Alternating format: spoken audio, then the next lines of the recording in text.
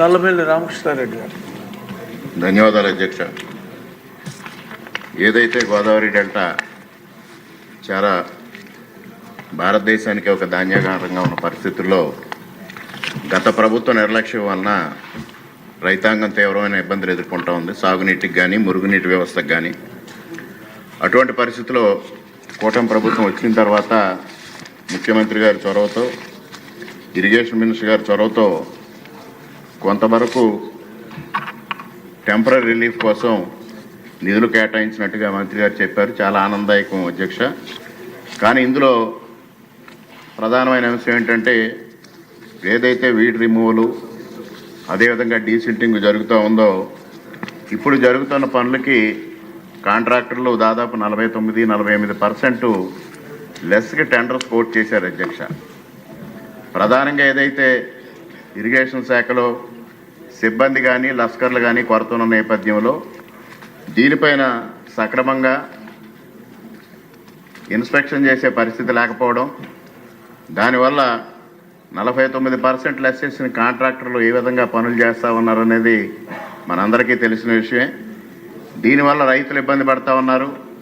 ముఖ్యంగా ఆక్వాకల్చర్ కూడా చాలా ఇబ్బంది జరుగుతూ ఉంది.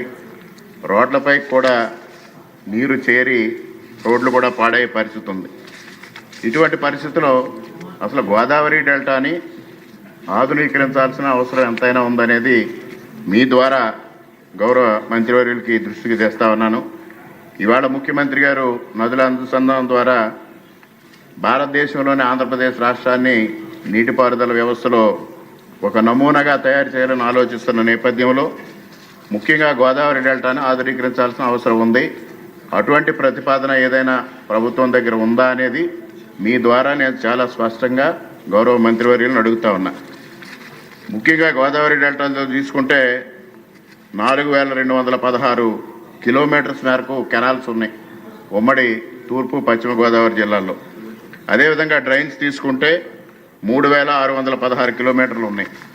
ఇందులో 1 కిలోమీటర్ కూడా గత ప్రభుత్వ హయాంలో తూడు తీసిన పరిస్థితి కానీ డీసిల్టింగ్ చేసిన పరిస్థితి కానీ లేదు. అటువంటి పరిస్థితుల్లో ఇవాళ రైతాంగాన్ని ఆదుకోవాలంటే ఆధునీకరించాల్సిన అవసరం ఎంతైనా ఉంది. కనీసం గత ప్రభుత్వ హయాంలో లాకులకి షట్టర్స్కి తూము గేట్లకు కానీ గ్రీజు పెట్టిన పరిస్థితి కూడా లేదు. అటువంటి పరిస్థితి నుంచి ఇవాళ రైతాంగాన్ని ఆదుకోవాలంటే తప్పనిసరిగా ఆధునీకరించాల్సిన అవసరం ఉంది. అదేవిధంగా మరొక ముఖ్య విషయం ఏంటంటే కాటన్ బ్యారేజ్. కాటన్ బ్యారేజ్ని సర్ ఆర్థర్ కాటన్ గారు 1852లో నిర్మాణం చేశారు. దాదాపుగా ఇవాళ ఉమ్మడి తూర్పు పశ్చిమ గోదావరి జిల్లాల్లో 10,50,000 ఎకరాలు సాగు అవుతూ ఉంది. దాదాపు 10,000 కోట్ల రూపాయలు సంవత్సరానికి ఆదాయం వస్తున్న పరిస్థితుల్లో ఈ గేట్లు ఏదైతే బ్యారేజ్ గేట్స్ 7 కిలోమీటర్ల పొడవున ధవళేశ్వరం నుంచి విజయేశ్వరం వరకు 7 కిలోమీటర్ల పొడవున 175 గేట్లు ఉన్నాయి, 22 స్లూయిస్లు ఉన్నాయి. ఈ మొత్తం 197లో కూడా 117 గేట్లు ప్రమాదకరంగా ఉన్నాయనేది సెంట్రల్ వాటర్ కమిషన్ యొక్క రిపోర్టు. దీన్ని ఇప్పటికే ప్రభుత్వం 150 కోట్లతో dam rehabilitation and improvement programme కింద ప్రతిపాదించారు అనేది ఒక సమాచారం. అది వాస్తవమేనా? అయినచో ఎప్పటిలోగా ఈ బ్యారేజ్ పనులు పూర్తి చేస్తారు? బ్యారేజ్ని పరిరక్షించకపోతే గోదావరి డెల్టాకి తీవ్రమైన ప్రమాదం పొంచి ఉంది అనేది కూడా ఈ సందర్భంగా మీ ద్వారా గౌరవ మంత్రి గారి దృష్టికి తీసుకొస్తా ఉన్నా. అదేవిధంగా లిఫ్ట్ ఇరిగేషన్ స్కీమ్స్, ముఖ్యంగా చాగల్నాడు, వెంకటనగరం, పుష్కర ఎత్తిపోతల పథకాలని పూర్తిగా నిర్వీర్యం చేశారు గత ప్రభుత్వం. వాటిని పునరుద్ధరించే ప్రతిపాదన ప్రభుత్వం దగ్గర ఏమైనా ఉందా అనేది కూడా ఈ సందర్భంగా మంత్రి గారిని కోరుతా ఉన్నా. థ్యాంక్ యూ అధ్యక్ష. అయితే భక్తుల ఆనందరావు.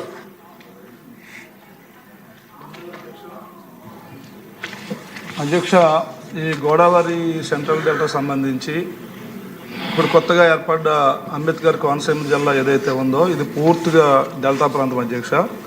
7 నియోజకవర్గాలతో ఎక్కువ నియోజకవర్గాలు టైలాండ్లో ఉన్నాయి అధ్యక్ష. ఈ టైలాండ్ ప్రాంతాలకి నీరు సరఫరా నేటికి కూడా సమస్య ఉంది అధ్యక్ష. దానికి ప్రధాన కారణం కాలువలు ఆక్రమణకు గురవటం, కాలువల్లో చెత్తలేయటం, కాలువలు కుంచుకుపోవటం, కాలువల యొక్క ల్యాండ్ కాటన్ గారి సమయంలో ఎంత తీసుకున్నారో సర్వే చేయకపోవడం ఇది ఒక కారణం అయితే అధ్యక్ష. ఈరోజు కూడా నా నియోజకవర్గంలో 2 మండలాల్లో శివారును ఉన్న 4-5 గ్రామాలకు నీరు పోవటం లేదు అధ్యక్ష. థైలాండ్కి నీరు వెళ్ళినప్పుడు సమగ్రంగా మనం ఈ రైతును ఆదుకోలేము అధ్యక్ష. అలాగే ఏదైతే గత ప్రభుత్వం పూర్తిగా ఎలాంటి చర్యలు తీసుకోలేదు కాబట్టి ఇప్పటికీ కూడా శిథిలావస్థలో ఉన్నటువంటి ఈ గేట్లు ఉన్నాయి, తూములు ఉన్నాయి, రెగ్యులేటర్లు ఉన్నాయి, అక్విడేట్లు ఉన్నాయి. ఇవన్నీ ఎప్పటికైనా సరే సమగ్రమైనటువంటి అంచనాలు వేయించి సర్వే చేయించి అన్నీ బాగు చేస్తేనే తిరిగి మళ్ళీ రైతాంగానికి మనం మేలు చేయగలం అధ్యక్ష. ఎందుకంటే అధ్యక్ష ఈ నీరు ఎప్పుడైతే లేదో ఆక్వా రంగం చాలా వేల కోట్ల రూపాయలు ఇవాళ రైతులు నష్టానికి తెగించి కూడా ఆక్వాకల్చర్ చేస్తున్నారు అధ్యక్ష. అలాగే వరి రైతులు కానీ అలాగే డ్రింకింగ్ వాటర్ స్కీములన్నీ కూడా ఈ కాలువ మీద డిపెండ్ అయి ఉన్నాయి అధ్యక్ష. ఇవన్నిటికీ ప్రధాన ఆధారం కాలువే కాబట్టి నేను గౌరవ మంత్రి గారి మీ ద్వారా కోరేది ఏంటంటే సెంట్రల్ డెల్టా ఏదైతే మా డెల్టా ఉందో ఆధునీకరణ జరిగి చాలా కాలమైంది అధ్యక్ష. కాబట్టి ఇది మోడర్నైజేషన్ జరగాలి అధ్యక్ష. అది కూడా సమగ్రంగా జరగాలి అధ్యక్ష. ఒక సంఘటన మీ ద్వారా మంత్రి దృష్టికి తీసుకొస్తున్నాను అధ్యక్ష. ప్రభుత్వ యంత్రాంగంలో ఉద్యోగస్తులు ఎవరైతే ఉన్నారో కొన్ని రకాల అంచనాలు వేసేటప్పుడు వాళ్ళు నిర్లక్ష్యంగా ఉండటం వల్ల రైతుకి భారీ నష్టము భారీ మూల్యము చెల్లించుకుంటున్నారు అధ్యక్ష. ఈ సముద్ర తీరం ప్రాంతంలో ఉన్నటువంటి స్వాంప్ ఉంటుంది అధ్యక్ష. ఈ స్వాంప్లో ఉండే నీరు అక్కడ ఆ స్వాంప్ క్లియర్గా ఉంటే స్వాంప్ ఉంటేనే ఈ ముంపు వచ్చినప్పుడు 10-15 రోజులు వర్షం వచ్చినప్పుడు ఆ నీరంతా సముద్రంలోకి పోతుంది, మొగల ద్వారా పోతుంది అధ్యక్ష. నా నియోజకవర్గంలో సుమారు 3000 ఎకరాల స్వాంప్ని ఎప్పటికి కూడా అంటే డ్రైనేజీ సిస్టమ్ స్టార్ట్ అయ్యి కెనాల్ సిస్టమ్ స్టార్ట్ అయ్యి ఈ గోదావరి బ్యారేజ్ కట్టిన తర్వాత ఎప్పటికీ కూడా నోటిఫై చేయలేదు అధ్యక్ష. అంటే ప్రభుత్వ అధికారులు అక్కడి దాకా పోలేదు, దాన్ని నోటిఫై చేయలేదు, అది ఎంత ఉందో కొలవలేదు. ఎప్పుడైతే ఒక రెవెన్యూ ఒక డ్రైనేజీ భూమిని నోటిఫై చేయలేదో దాంట్లో దొంగ పట్టాలు తెచ్చుకొని సుమారు 1700 ఎకరాలను ఆక్రమించారు అధ్యక్ష. ఈ 1700 ఆక్రమించడం వల్ల ఈ చిన్న వర్షం వస్తే కూడా రైతు పొలాలు మునిగిపోతున్నాయి, రైతులు తిరిగి ప్రభుత్వాన్ని నిందేస్తున్నారు అధ్యక్ష. ఇలాంటివన్నీ ఎన్నో ఉన్నాయి కాబట్టి మీ ద్వారా గౌరవ మంత్రి గారిని కోరేది ఏంటంటే సెంట్రల్ డెల్టాకు సంబంధించి కాలువలకి డ్రైన్లకి ఆక్రమణలకి అలాగే ఈ దొంగ పట్టాలకి ఇవన్నిటికీ సంబంధించి ఇప్పుడైనా మన గౌరవ ముఖ్యమంత్రి గారు రైతును ఆదుకోవడంలో అలాగే పేదవారికి పని కల్పించడంలో ముందుంటారు కాబట్టి నీరుంటేనే గ్రామీణ ప్రాంతాల్లో పని ఉంటుంది కాబట్టి ఖచ్చితంగా గౌరవ మంత్రి గారి ద్వారా కోరుకున్నది ఏంటంటే ఇప్పటికైనా సమగ్రమైనటువంటి విచారం జరిపించాలి అధ్యక్ష. ఈ కాలువల మీద డ్రైన్ల మీద జరిపించి ప్రభుత్వ భూమి ఎక్కడుందో ఒక బిట్టు కూడా పోకుండా కాపాడేలాగా చట్టాలు తీసుకొస్తేనే భవిష్యత్తులో రైతాంగాన్ని ఆదుకోగలం, భవిష్యత్తులో ఈ నీరు ముంపు ఉంటుందని తెలియజేసుకుంటూ తీసుకున్నాం అధ్యక్ష. ఇద్దరు సభ్యులు చాలా చక్కటి ప్రశ్న వేశారు. దీనికి ప్రాక్టికల్గా సొల్యూషను చాలా వరకు మీరు అడిగిన దాంట్లో చాలా వరకు నా నియోజకవర్గం ఒకసారి వచ్చి చూస్తే చట్టాలు ఆల్రెడీ ఉన్నాయి ఆనందరావు గారు, అది మనం ఇంప్లిమెంట్ చేయాలి. అందులో ఎమ్మెల్యేలే ఎక్కువ చొరవ తీసుకోవాలి. మనం చొరవ తీసుకుంటే నాకు కూడా మంత్రి గారి సహకారం తీసుకున్నాం. ఎన్నో విషయాల్లో ఆయన అభివృద్ధిలో చక్కగా కోఆపరేట్ చేశారు. కొత్త చట్టాలు అక్కర్లా, ఒకసారి మా ఊరు రండి మంత్రి గారు.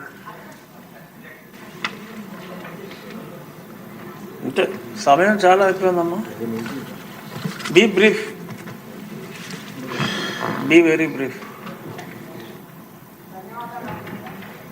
పుష్కర్ కాలువ గురించి పోయిన సెషన్స్లో కూడా డిస్కస్ చేయడం జరిగింది అధ్యక్ష.